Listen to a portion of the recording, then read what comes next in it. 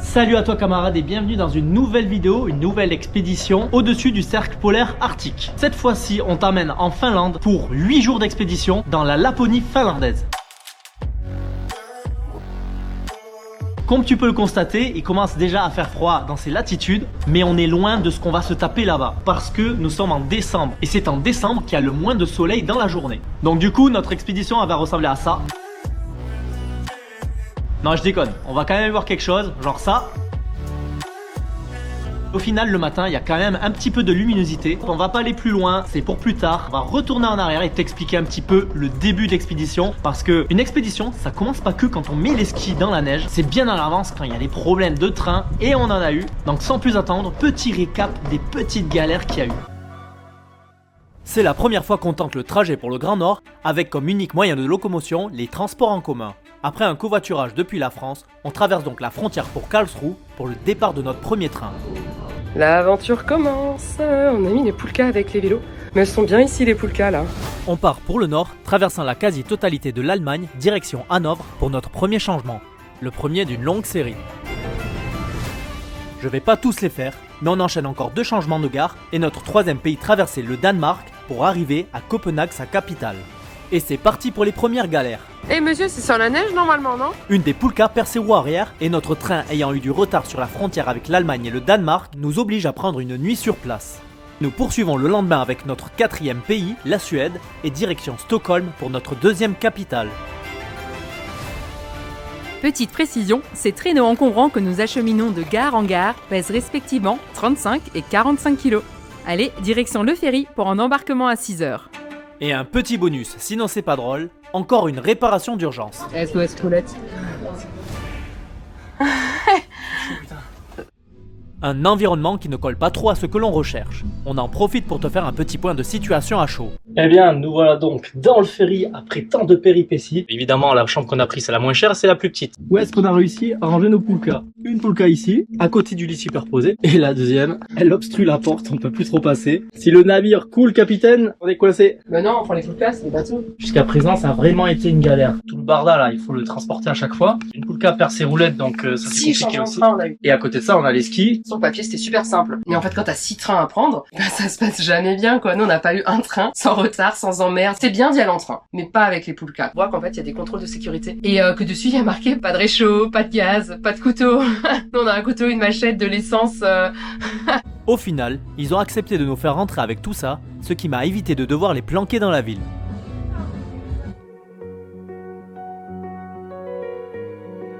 Nous naviguons du bleu de la mer Baltique à la froideur du golfe de Bothnie qui est gelé en décembre. Des fragments de glace dérivent, brisés par le sillage du ferry, offrant un spectacle hivernal saisissant.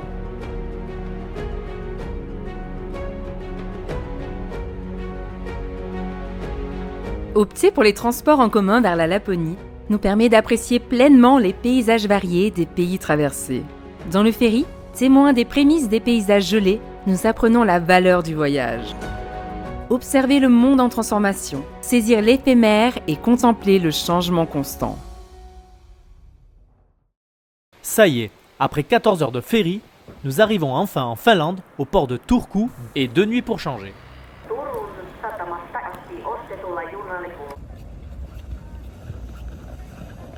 Je m'acclimate déjà très vite à mon nouvel environnement. C'est trop chaud dans ce pays. Ah là on est bien, on peut commencer On l'expédition. attend le train. On sait pas s'il va venir là, il neige. Mais pour l'instant, on n'a pas froid. Bon, on est tout au sud aussi. Hein. On va peut-être perdre 20 degrés en montant. Là il fait au moins, peut-être que moins 5. Ouais, c'est clair. C'est comme ça. La neige recouvre le sol, facilitant notre progression en luge, tandis que la sérénité enveloppe la Finlande, élue le pays le plus heureux au monde. À la gare, tout est calme, paisible et sous la neige, révélant l'essence du bonheur en Laponie. Notre trajet se poursuit vers Rovaniemi, village du Père Noël sur le cercle polaire arctique. Et météo, toi?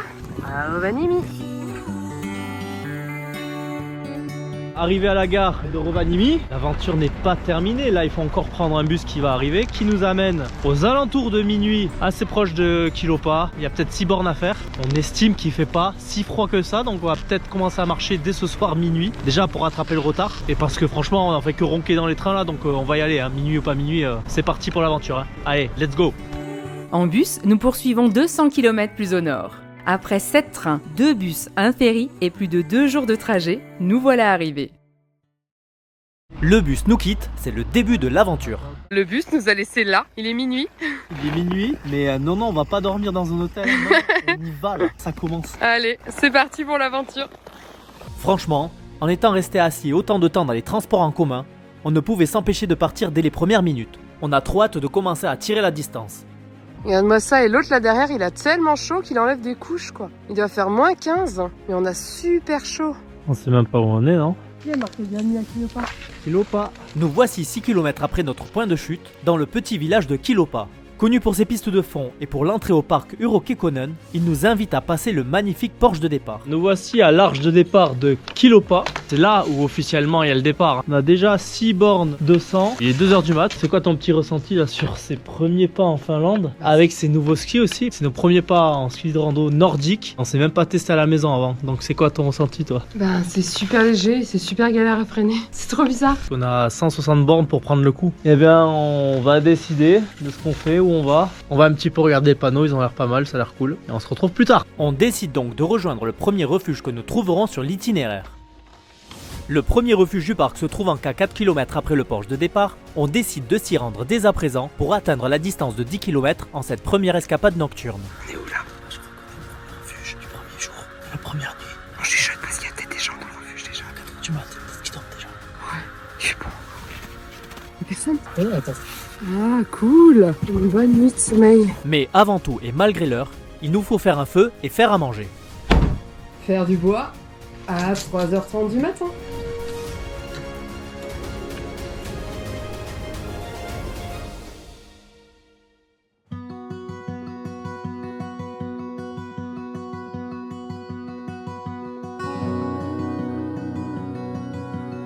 Jour numéro 2. Nous voilà réveillés après 5 petites heures de sommeil dans notre petite hutte. On a dormi que 5 heures cette nuit. On est parti à minuit hier comme t'as pu le voir. On a tracé pendant la nuit. Le temps de manger, de faire notre bivouac, il était 5 heures du matin. Et on s'est levé ce matin à 10 heures. Il y a un petit jour qui est levé. Il fait quand même clair dehors. On sait que ça va pas durer longtemps. Du coup, on va y aller. Le paysage, il est magnifique dehors. C'est vraiment splendide. C'est réellement ce à quoi on s'attend quand on parle de la Laponie.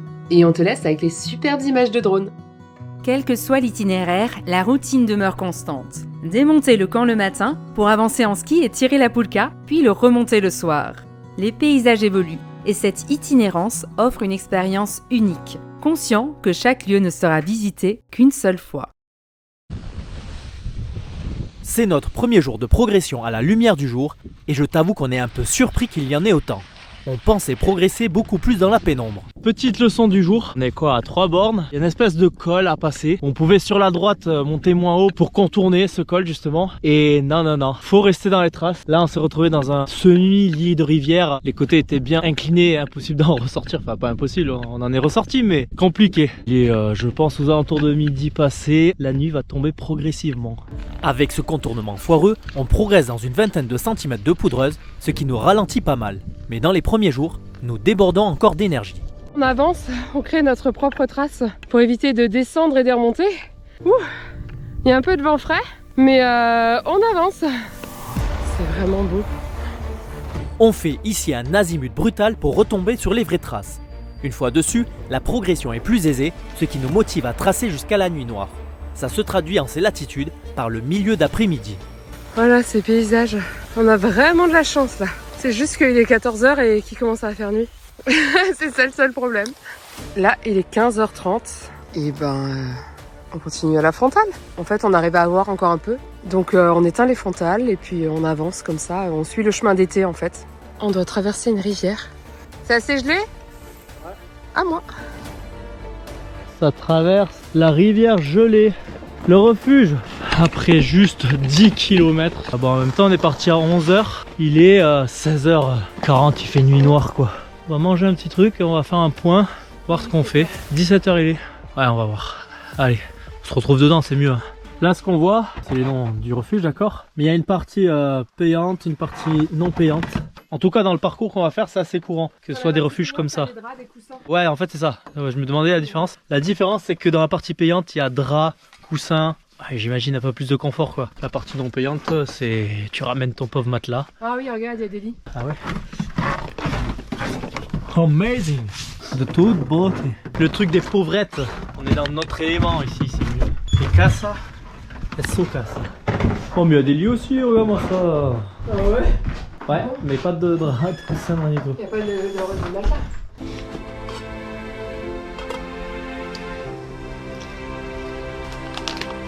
C'est lyophilisé tous les soirs, quoi. Bon, les goûts sont différents, heureusement. Dans la nuit polaire, où la luminosité naturelle est rare, ne dépassant pas 4 heures de clarté par jour, la nécessité de la lumière devient vitale. La lanterne Sunsun est à la fois une batterie USB de 10 000 mAh et une puissante lanterne à LED, compacte, étanche et portable, un indispensable de nos expéditions. Chaque soir, nous examinons scrupuleusement notre itinéraire afin de maximiser l'efficacité et la sécurité de l'expédition. C'est également à ce moment que nous consignons notre récit d'aventure, créant une trace de nos journées à partager à notre retour.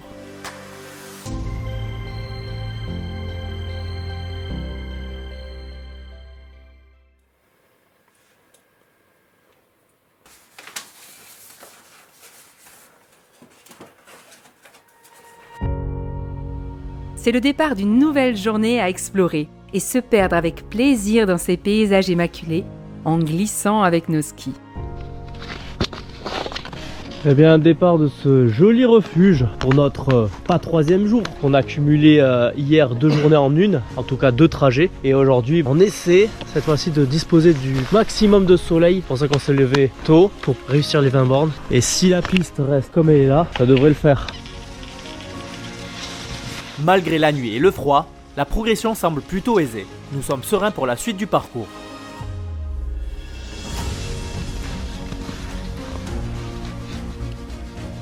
Parce que j'arrive pas à monter. On met ce qu'on appelle des demi-skins, des demi-pots. Ça prend que la moitié du ski, ça se cale là. Après, on peut mettre quand même des pots entières.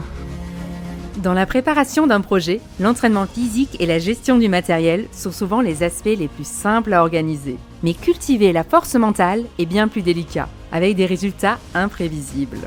L'esprit est programmé pour la survie, non pour surmonter des obstacles ou atteindre des buts ambitieux. C'est avec une détermination inébranlable que nous progressons à travers les paysages de la Laponie finlandaise. Sous le voile mystique de la nuit polaire, la nature se plonge dans une palette monochrome, où seul le noir et le gris règnent en maître. Une obscurité profonde enveloppe les paysages enneigés, créant une ambiance silencieuse et féerique, où seuls nos poulkas rouges se détachent du décor.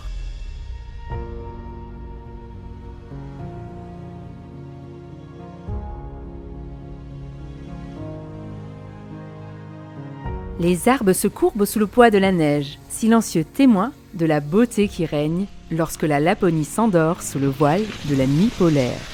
Aïe.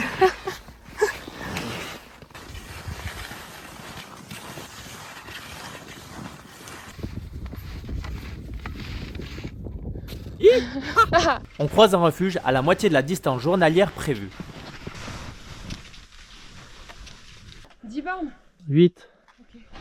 Mais n'ayant pas fait assez de bornes dans la journée, on continue vers le suivant. Petite pause snack, là il est 15h, il fait nuit, on vient de mettre les frontales et du coup on va direction un refuge où il y aurait un sauna dedans. Maquet, sauna.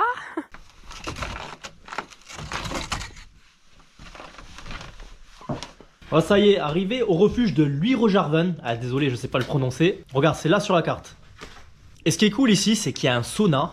Alors c'est pour ça qu'on a visé ce refuge aussi. Le problème c'est que il est pas près du tout. Il faudrait aller chercher l'eau dans le lac qui est juste en bas à 200 mètres. Le trou il est pas fait, il faut faire le trou, il faut ramener l'eau. Il faut ensuite ramener les bûches dans le poêle parce qu'il est vide aussi. Et à la fin il faut vider les cendres, tout ça. Donc ça fait beaucoup de manip pour juste 2 personnes. Donc tant pis pour le sauna. Mais bon, si toi t'es plus motivé et que tu passes par ici, ça peut être cool quoi. Demain, on se tente le sommet qui s'appelle Sokosti, quelque chose comme ça. Un peu plus de 700 mètres de dénive. Bah tiens, la vérité, elle est là, voilà. Alors du coup, va falloir se lever très tôt parce que à partir de midi, il y a des rafales à 60 km/h, quelque chose comme ça. Si on veut profiter là-haut et surtout pas se cailler les miches. Et pour avoir aussi le soleil, parce que les créneaux solaires ici, c'est un peu court. La descente, en tout cas, ça va être compliqué parce qu'on est en ski de rando nordique. Si tu sais pas, mais le talon, il s'accroche pas. Et du coup, il faut skier en télémarque. Et ça, franchement, on n'a jamais fait.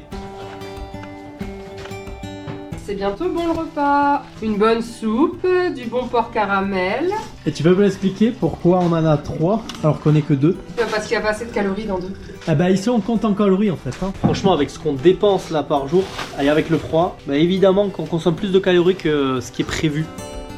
On te conseille les repas lyophilisés français de chez Voyager. Chaque soir, l'attente de ce moment de dégustation était palpable. On a de l'eau illimitée, il faut juste la faire fondre. Donc on s'amuse à faire fondre la neige pour avoir de l'eau. La survie se résume à des gestes simples. Faire fondre de la neige pour de l'eau et allumer un feu pour se réchauffer. Des actes essentiels pour défier l'implacable froid polaire. Si on a bien appris une chose à la Kingsleden, grâce à Patrick de Boireau, c'est qu'en fait, il faut toujours apporter du fromage. Et pour qu'il gèle pas, il faut prendre le fromage le plus gras possible. On a de la chance d'avoir des copains en Haute-Savoie, Marine et Baptiste, qui nous en ont ramené juste avant qu'on parte. Ah ouais. Meilleur moment. Ça en plus c'est bonus, c'est pas compté dans nos snacks et C'est bouffe clair. de tous les jours. Donc c'est que du bénéf. On va le défoncer. Et en plus on doit finir l'autre là. T'as trouvé ça où? Là tu vois j'ai pris la broche à glace là, il y a un lac juste à côté. J'ai creusé un peu le lac et sous le lac il y avait ça. T'as trouvé ça? Du comté et de l'abondance? Je pense que ça pousse dans ces contrées ici. Ah ouais, non, c'est sûr. Non en vrai merci Marine et Baptiste, ça c'est cool. Ça te ramène du produit local quoi. Apéro, quoi. Apéro.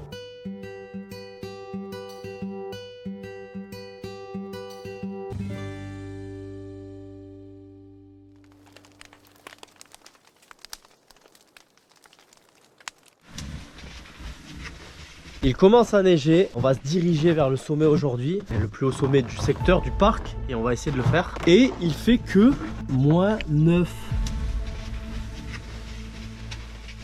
On a décidé de passer par le lac au lieu de couper par la forêt là. On fait attention parce que le lac est gelé, mais hier il n'était pas partout. Mais on avance tranquillement.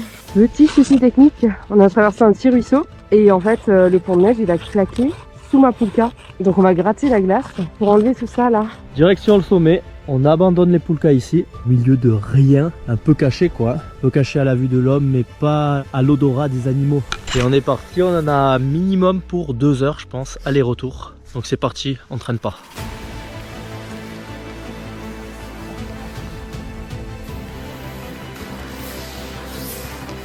Nous traversons une forêt boréale dense, peuplée d'épinettes, de sapins et de bouleaux. Ici, pas de chemin tracé, mais une route à créer dans la poudreuse en suivant notre propre azimut. Notre stratégie est de tenter une ascension par l'ouest, où la pente se fait moins abrupte.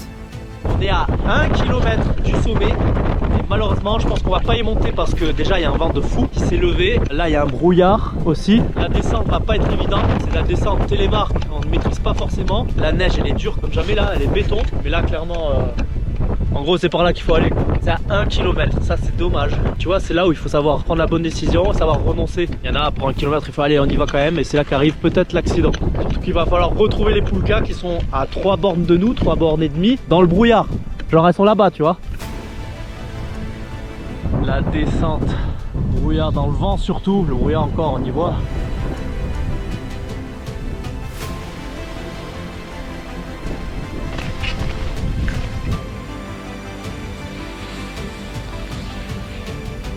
Nous avons toujours privilégié le plaisir en laissant de côté l'obsession de l'objectif. En toute aventure, il est essentiel de respecter nos propres limites en tenant compte de l'environnement et des circonstances changeantes. L'incertitude et le changement font partie intégrante de notre parcours. Atteindre le sommet des Sokoski n'est pas crucial. L'esprit des pirates aventuriers réside dans le fait que la joie éphémère de l'atteinte de l'objectif est dépassée par le bonheur de regarder en arrière et de voir le chemin parcouru. Les obstacles ne sont pas là pour nous briser, mais pour nous rendre plus forts, plus sages et plus résilients.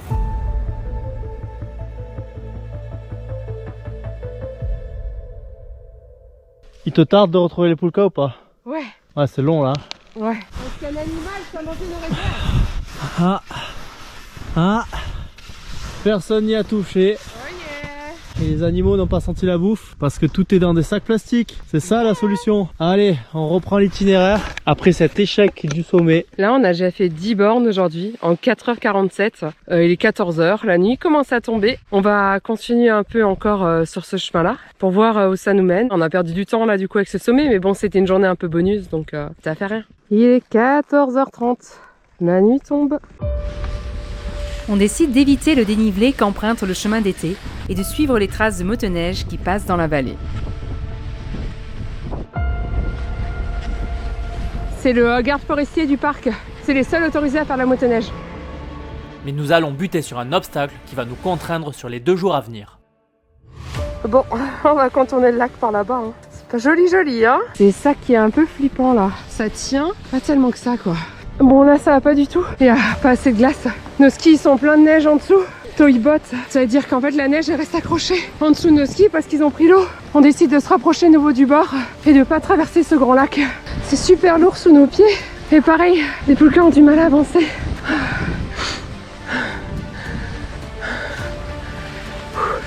C'est le ski après être passé sur ce lac qui est vraiment pas assez gelé quoi. Il fait trop chaud, il fait genre -5 et c'est pas assez pour que le lac soit vraiment gelé. On tente de trouver un autre passage, mais dans la nuit, c'est compliqué. Ah, c'est pas celui du tout quoi. Donc là on fait quoi? On fait demi-tour?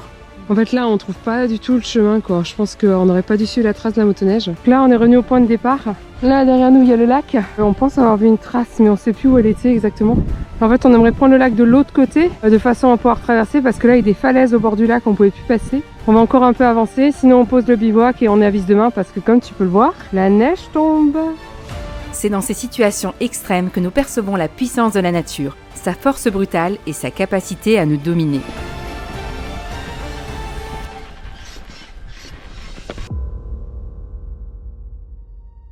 On part à la recherche du bivouac. Là, on a trouvé un arbre où éventuellement on peut s'abriter. C'est mieux là-bas? Ouais. Ok, on va plutôt aller là-bas. T'as rien fait cet arbre? On enlève la neige parce qu'on va mettre notre tente en dessous. On sait qu'il va y avoir du vent cette nuit. C'est tout ça qui ne tombera pas dessus. Eh ben, on a trouvé le sapin qui va nous tenir au chaud ce soir. En tout cas à l'abri de la tempête de neige. Bon, ça c'est l'entrée, parce qu'il y a 2 entrées sur cette tente. Donc ça en est une. Et si on fait le tour, il y a la deuxième entrée ici même. On s'est installé entre les 2 arbres. Et ben on est un peu abrité de ce vent là. Enfin, justement de toute cette neige. Regarde, si je vais par là, il y en a pas beaucoup moins. Mais bon.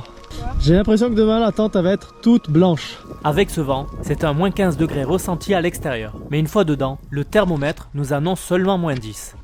Purée, on est refait. Bah, c'est la première fois qu'on dort dans cette tente là. La Samaya Base Camp.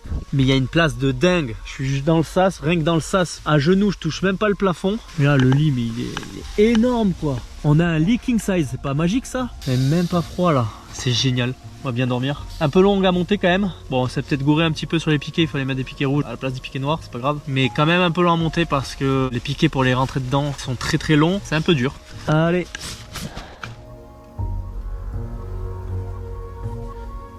Regardez un homme heureux parce qu'il a pu accrocher sa lampe. Et grâce à la cuisine, la température monte encore. Merci à notre ami R2D3 pour cette chaleur supplémentaire et nos amis de Savoie pour le fromage. Bienvenue dans le nouvel hôtel. Ici ma poulka. Là notre lit king size. Vous voyez il y a une belle hauteur sous plafond ici. Un peu de moulure par là peut-être. Et devant nous avons quoi? Oh, du fromage. Et par ici, la cuisine, c'est moi. La pub. La cuisine avec la poulka de Francis. Là, ça c'est la chambre des punis. Ah, la chambre des punis. Pas le droit au matelas. Il y a pas Voilà, on est vraiment bien dans cette tente. Il y a vraiment énormément de place. Sur ça, il n'y a rien à dire. Et quel confort d'avoir les 2 poulkas à l'intérieur, là et là. Et le lit, on a même encore plein d'espace pour nos affaires. Chose qui nous avait un peu manqué en Suède, non? Nous avons su renoncer au sommet à 1 km de pouvoir l'atteindre et fait demi-tour sur un lac pas assez gelé pour le traverser. La journée qui va suivre sera-t-elle plus clémente avec nous?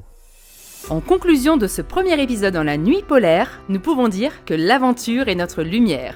Au cœur des mystères de la nuit, notre expédition révèle des leçons intemporelles, nous rappelant que dans l'adversité, nous trouvons des forces insoupçonnées, que l'humilité face à la nature est essentielle et que la beauté réside même dans les endroits les plus sombres.